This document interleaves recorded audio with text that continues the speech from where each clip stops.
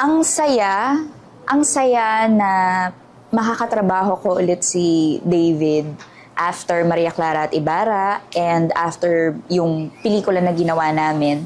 Kasi habang tumatagal yung pagtatrabaho namin, mas nakikilala namin yung isa't isa on a more personal level. And all I can say is David is a man with substance. And kaya ang saya niya lagi kausap kasi ang dami kong natututunan sa kanya tungkol sa business.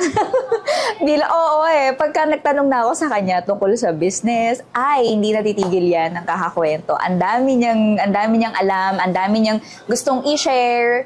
And minsan kapag magkasama kami sa set, pagka nagsiset up, ang dami niya rin tinatanong sa akin tungkol sa mga experiences ko before, sa acting and sa taping, ganyan. So, para bang we get closer by learning from each other ng magkaibang experience, 'di ba? From showbiz and from sa kanyang mga businesses. So,